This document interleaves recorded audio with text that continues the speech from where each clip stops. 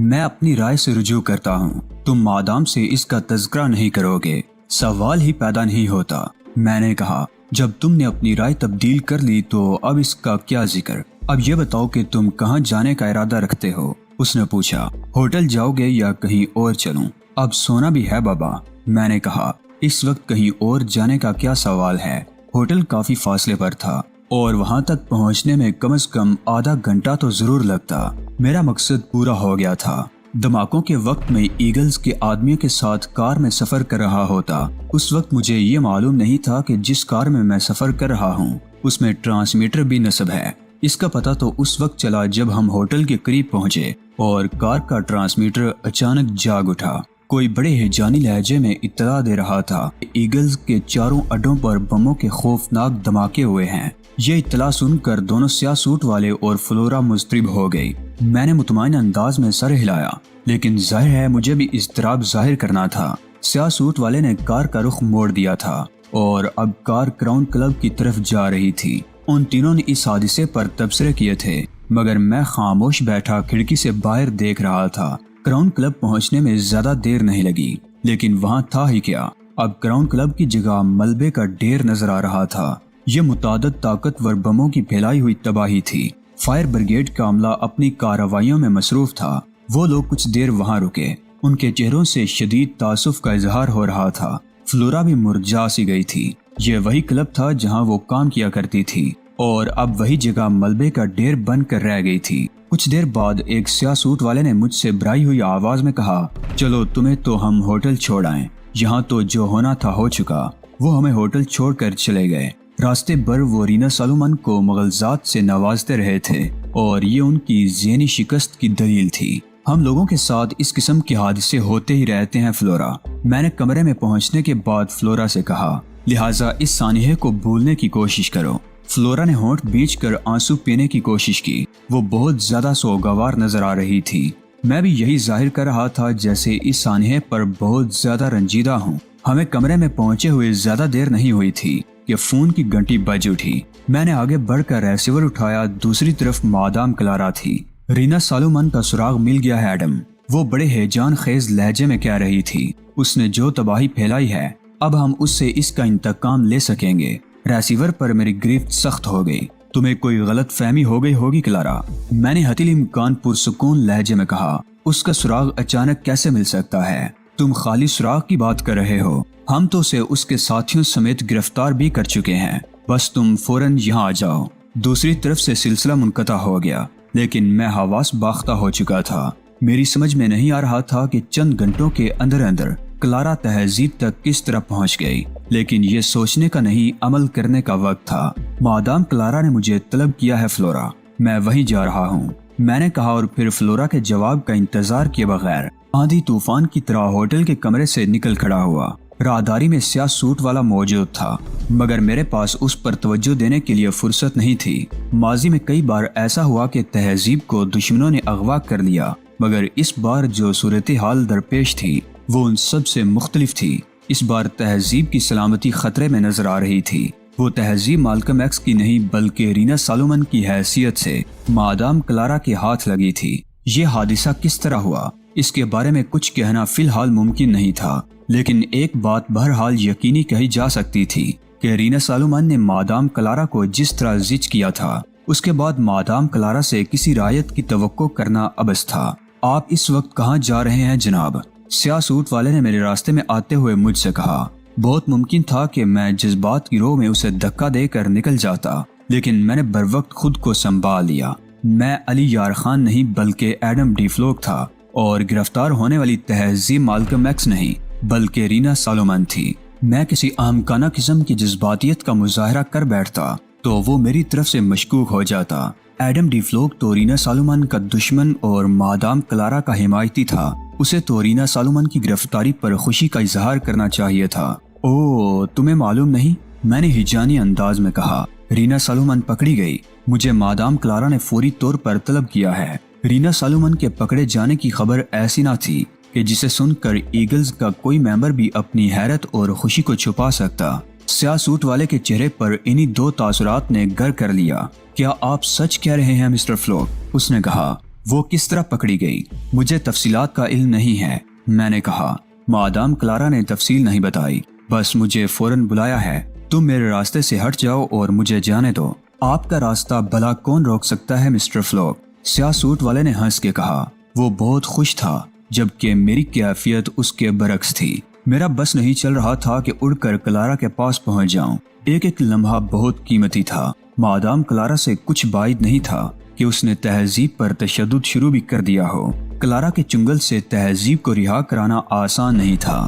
سب سے بڑی بات یہ تھی کہ میں ان حفاظتی انتظامات سے واقف نہیں تھا جو کلارا نے کر رکھے ہوں گے۔ رینا سالومن کے پکڑے جانے کے بعد تمہیں میری نگرانی جاری رکھنے کی ضرورت نہیں، میں نے کہا۔ ضروری اور غیر ضروری کا فیصلہ کرنے کا ہمیں اختیار نہیں، ہمیں تو جو حکم دیا جاتا ہے ہم اس پر عمل کرتے ہیں۔ تو پھر تم اپنا کام کرو اور میں اپنا کام کر رہا ہوں، میں نے کہا، اور اس سے کترا کر آگے نکلنے کی کوشش کی، مگر اس نے مجھے روک لیا۔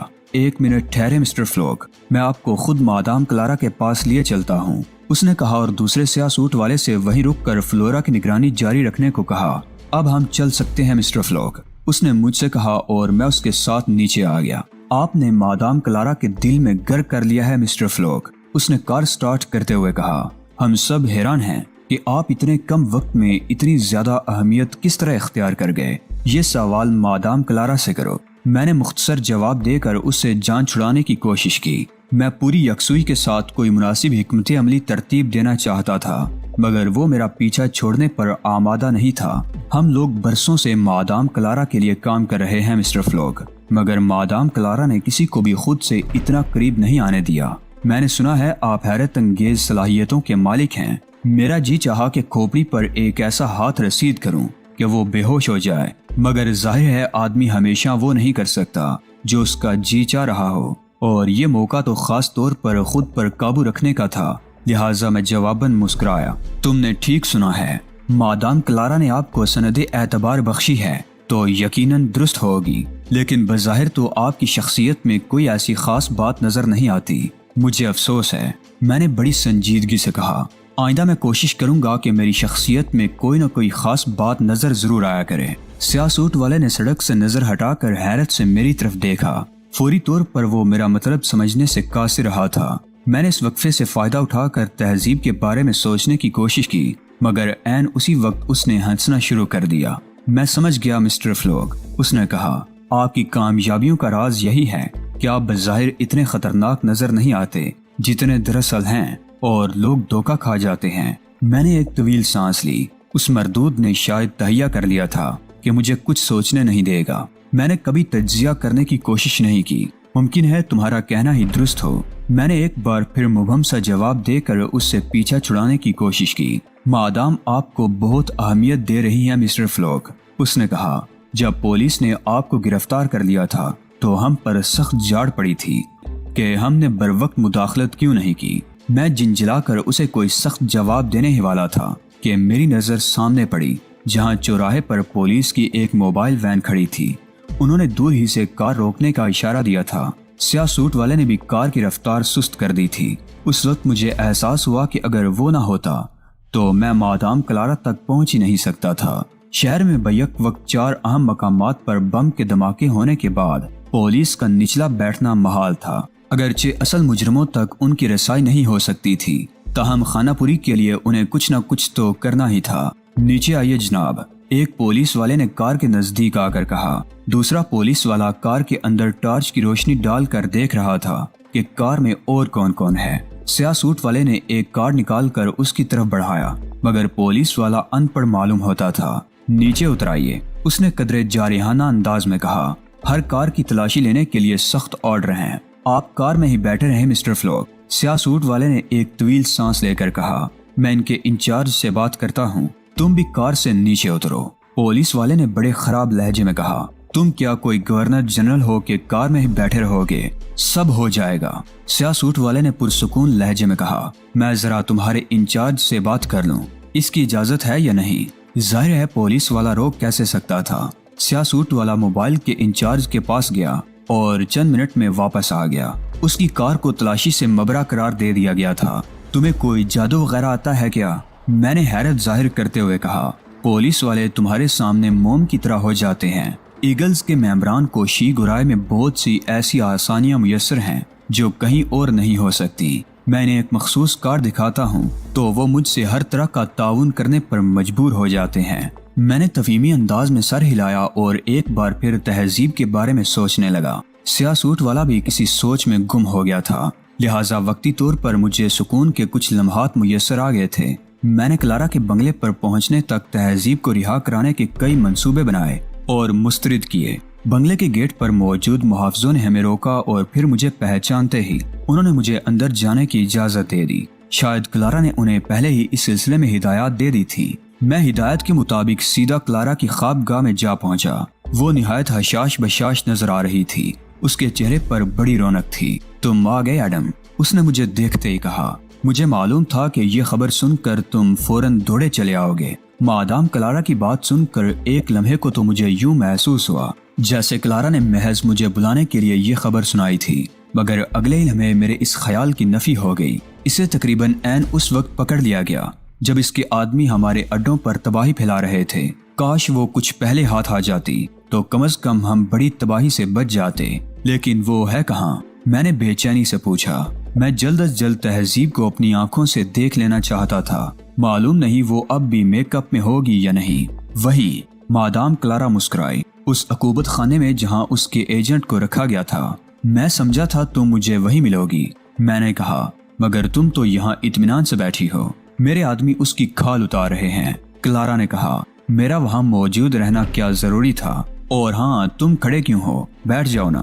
میں ایک طویل سانس لے کر بیٹھ گیا۔ معلوم نہیں کیوں اسے دیکھنے کے لیے دل بے قرار ہو رہا تھا۔ میں سمجھا تھا کہ تم مجھے فوراً اس کے پاس لے چلو گی۔ بے فکر ہو، وہ اتنی خوبصورت نہیں ہے کہ تم جیسا آدمی اسے دیکھنے کے لیے بے قرار ہو جائے۔ مادام کلارا نے ہنس کر کہا۔ اس کے انداز سے تو یہی ظاہر ہوتا تھا کہ تہذیب کے میک اپ کا راز فاش نہیں ہوا۔ اگر ہو گیا ہوتا تو وہ ضرور تذکرہ کرتی۔ یہ کوئی معمولی انکشاف نہیں تھا کہ رینا سالومن دراصل تہذیب مالکم ایکس ہے۔ کم از کم یہی بتا دو کہ تم اس تک پہنچنے میں کس طرح کامیاب ہوئی۔ میں نے پوچھا۔ اس کے لیے ہم تمہارے احسان مند ہیں، اگر تم نہ ہوتے تو شاید یہ کام اتنا آسان ثابت نہ ہوتا۔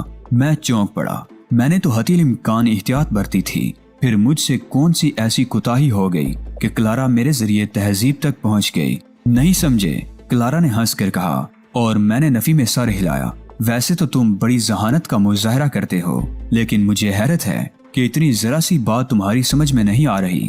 لگتا ہے تم نے اس معاملے میں ذہنی استعمال کرنے کی ضرورت ہی نہیں سمجھی۔ میں سمجھ نہیں سکا کہ اس کا مطلب کیا تھا، نہ ہی وہ اندازہ کر سکتی تھی کہ معاملہ میرے لیے کس قدر گمبھیر ہے۔ وہ تو معاملات کو اپنے زاویہ نگاہ سے دیکھ رہی تھی اور یہاں جان پر بنی ہوئی تھی۔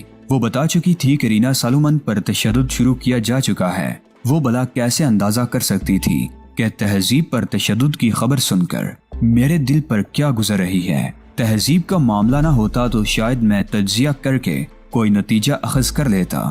ذہن کا استعمال وہاں کیا جاتا ہے جہاں اس کی ضرورت ہو۔ میں نے جبراً مسکرا کر کہا، جب تم مجھے خود ہی سب کچھ بتا دو گی تو مجھے اپنا دماغ تھکانے کی کیا ضرورت ہے؟ تمہارا خیال غلط ہے، مادام کلارا نے کہا۔ مجھے تمہاری ذہانت کا امتحان مقصود ہے، اور پھر اس میں ذہانت کی کوئی بات بھی تو نہیں ہے۔ میں بری طرح جھنجھلا گیا، مگر میں نے خود پر قابو رکھا۔ چلو مت بتاؤ، مگر مجھے اس عورت کو دیکھنے کا بڑا اشتیاق ہے جس نے تم سے آنکھیں چار کرنے کی ہمت کی۔ وہ کوئی معمولی عورت تو ہرگز نہیں ہوگی۔ تم تو کچھ زیادہ ہی مشتاق نظر آ رہے ہو، مادام کلارا نے معنی خیز لہجے میں کہا۔ چلو تمہیں اس سے ملوا دوں۔ وہ مجھے اپنے عقوبت خانے میں لائی۔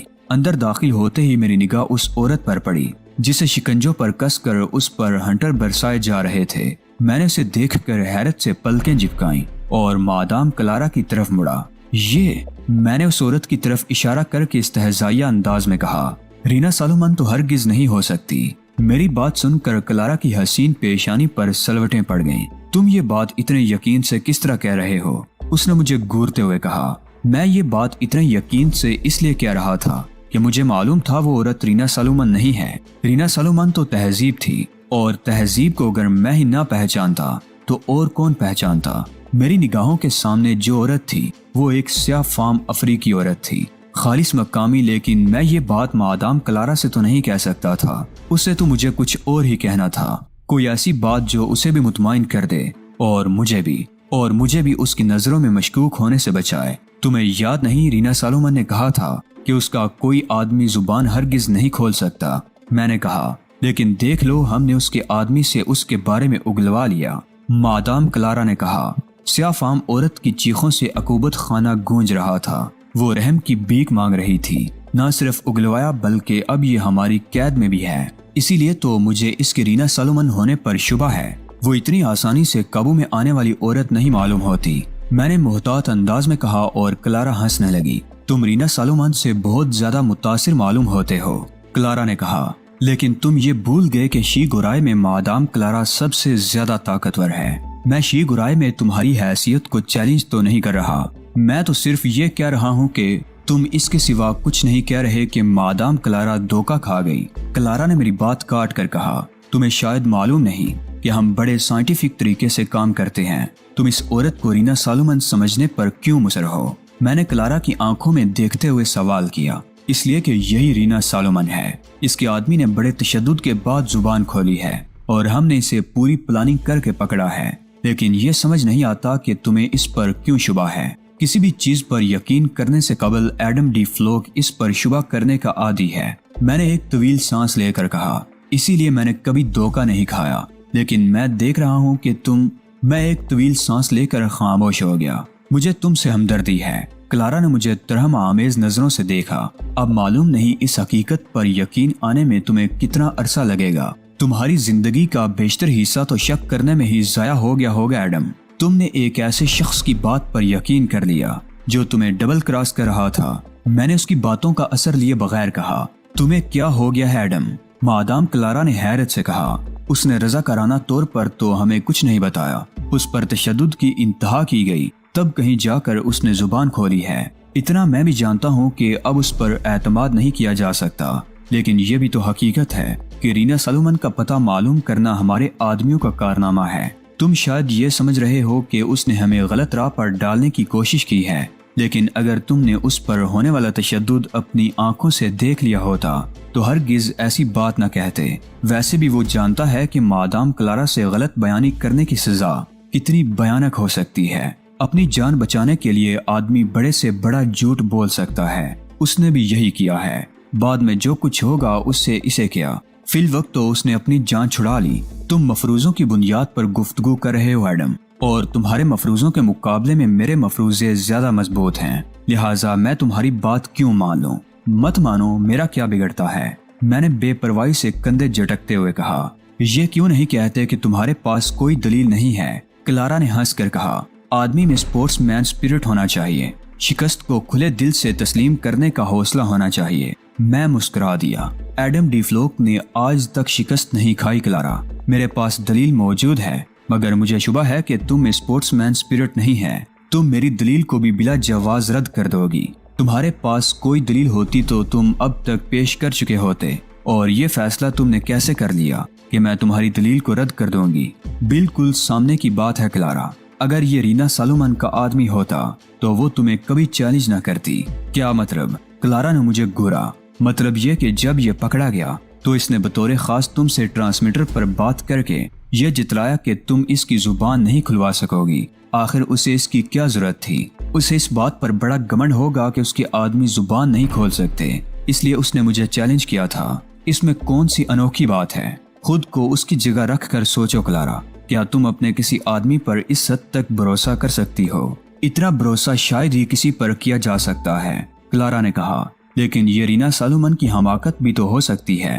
اس کے کام کرنے کے انداز کو سامنے رکھو تو تم کبھی ایسی بات نہیں کرو گی۔ میں نے کہا، سوال یہ پیدا ہوتا ہے کہ پھر اس نے ایسی حرکت کیوں کی؟ کلارا الجھ کر بولی، یہ ایک سوال تم نے قاعدے کا کیا ہے۔ اس نے بہت گہری چال چلی ہے، تم سے تمہارے ہی آدمی پر تشدد کروا دیا۔ میری سمجھ میں کچھ نہیں آ رہا۔ اگر تمہاری بات درست تسلیم کر لوں تو سوال یہ پیدا ہوتا ہے کہ یہ عورت کون ہے؟ رینا سالومن کے علاوہ یہ عورت کوئی بھی ہو سکتی ہے، اور یہ اتنے سامنے کی بات ہے کہ ایک بچہ بھی اسے آسانی سے سمجھ سکتا ہے۔ مادام کلارا الجھ گئی۔ شاید اس کے لیے یہ اعتراف کرنا مشکل ہو رہا تھا کہ اس سے غلطی سرزد ہو گئی ہے۔ چند لمحے وہ کچھ سوچتی رہی، پھر بولی، میرے ساتھ آؤ۔ وہ واپس اپنی خوابگاہ میں آ گئی۔ تمہاری دلیل میں کچھ وزن محسوس ہوتا ہے۔ خوابگاہ میں آنے کے بعد اس نے کہا، لیکن یہ دلیل بھی تو تم ہی نے پیش کی تھی کہ اتنی بڑی رقم لینے کے لیے آنے والا اس کا کوئی خاص آدمی ہی ہو سکتا ہے۔